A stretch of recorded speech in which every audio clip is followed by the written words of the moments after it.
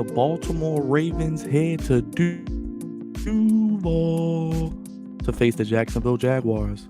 And a stadium and a team that has caused a house of horrors for the Ravens over the years rears its ugly head again as the Ravens are in pursuit of the number one seed and home field advantage in the AFC playoff picture.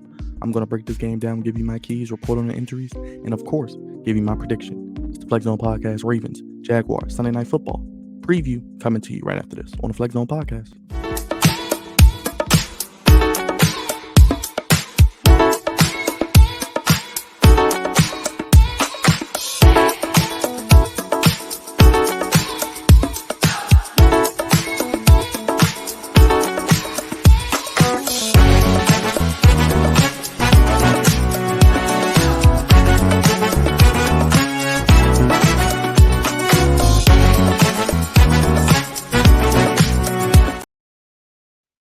Ravens flop, Flex Zone family, what's going on? God's favorite host here, back again. The only place giving you sports how you want it when you need it.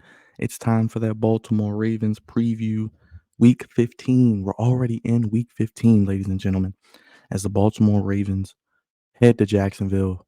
John Harbaugh is 4-4 in his career against Jacksonville, and if to make this all about me, one of the worst games in Ravens franchise history. The Ravens' first trip to London to play the Jaguars, the Joe Flacco era. I was there when the Ravens got shellacked, beat like a drum, beaten like they stole something. It was just a belligerent beatdown from start to finish. You really heard a bunch of this when you were in the stadium because the Ravens were getting their ass whooped.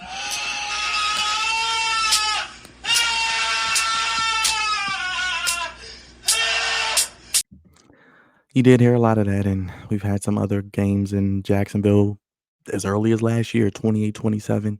Jacksonville getting the game-winning two-point conversion. This Jacksonville team, they are 3-5 at home. They've been dominated by various teams. They've been blown out on a couple of occasions, and you just don't really know what you're going to get with this Jacksonville team from week to week. Now, they are well coached. Doug Peterson, a Super Bowl winning head coach, a good offensive play caller, and I think a very good quarterback who I think is still ascending and is looking to hopefully make his mark this season with the deep playoff run. Number one former overall pick, Trevor Lawrence. Now, Ravens-wise, they come into this game 10-3. As we mentioned, the number one seed is within reach. If they can win out, it's theirs. But I think it's going to come down to that game against the Dolphins potentially on New Year's Eve, which probably will be flexed. I think it could potentially come down to that game as to who is the number one seed in the AFC. But also the Kansas City Chiefs do have a very favorable schedule. And I don't know how much more favorable I can make that, but they have a favorable schedule. And I think that they could be in the mix for it as well. But the Ravens would love to get not only that late bye that they had, but a first round bye to really get right to make a run at the Super Bowl. Now, injury-wise, the biggest story this week is Kyle Hamilton. He was limited in practice this week due to a knee, but Harbaugh saying there's a good chance he will play.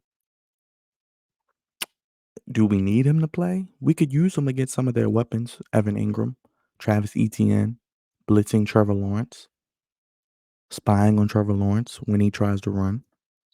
But I think if he's not 100% and he is not able to really move like the Kyle Hamilton we know, I'm cool with him missing this game. I'm even cool with him missing the San Francisco 49ers game.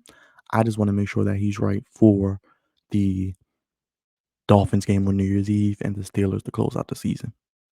But outside of that, that's the main injury coming into this game. We know Marlon had a tough week last week. Stanley didn't finish the game. He was taken out and he was alternating with Makari. But offensively and defensively, this team is predominantly healthy and getting healthy at the right time. But the Jaguars are not going to be easy. I think this is a game where both teams could potentially break out offensively. I know the Jaguars are the 32nd ranked pass defense. And I think Todd Monken will try to exploit that and spread them out. Now, as I look at the keys to the game, I think the Ravens are going to win this game. I'll just get straight to it on that point. But offensively, let's start with the first key. The first key we have to look at offensively is Lamar Jackson combined for 300 or more total yards. So last week we saw him throw for over 200 plus. We saw him run for another 70. So maybe another game where he throws for 225 to 250 and runs for another 60 or 70. I think is very, very important. And I think the Jaguars, Outside of Josh Allen and Trayvon Walker, who have 18.5 sacks, Josh Allen with 13.5, and Trayvon Walker, former number one overall pick, with 5. They have 18.5. They have 27 as a team. So they are the guys who get pressure on the quarterback. I think if Lamar can get outside the pocket and make some runs to add on to the passing that he's doing against a 31st ranked pass defense, I think they'll be okay. Number two, I say it every week, no turnovers. Don't turn the ball over. Don't make this game harder than it needs to be. You are the better team. You should be able to win this game. Don't turn the ball over. Wide receivers, tight ends combined for 250 yards receiving. Last week it was over 200. They did a good job. Let's do it again this week. Flowers, Beckham, likely. Let's get Odell. Let's get Bateman involved early, potentially get him some slants, some screens, maybe some drag routes, a couple deep shots. Let's get him the ball. Let's get him 6 or 7 targets and really feature him in this offense as well. So let's see them combine for over 250 yards. Next, keep Josh Allen contained. Keep him under 1 sack. He is fantastic. He is fabulous out of Kentucky. 13.5 on the season. Don't let him get a sack or more. Keep him at a half a sack or less if you can. Under 1 sack. And lastly, win time of possession. I know they are 31st against the pass. They are decent against the run, but I still think the Ravens want to rely on the running game. I know last week there was a lot of criticism that they didn't run the ball enough. I think that this team will be able to throw to set up the run in the third and fourth quarters. Defense, Travis Etienne is their best offensive player that is not Trevor Lawrence. He runs it well, he catches it well.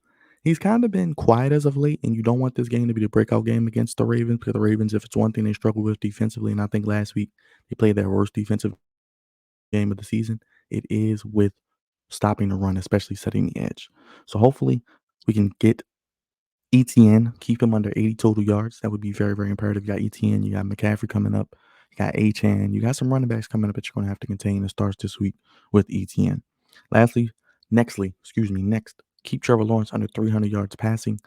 We don't want him to go off. He's a streaky guy. He can get hot. We saw it last season when we played him. We see it week in and week out. He had 3 interceptions last week, but he also had 3 touchdowns and damn near on 1 leg.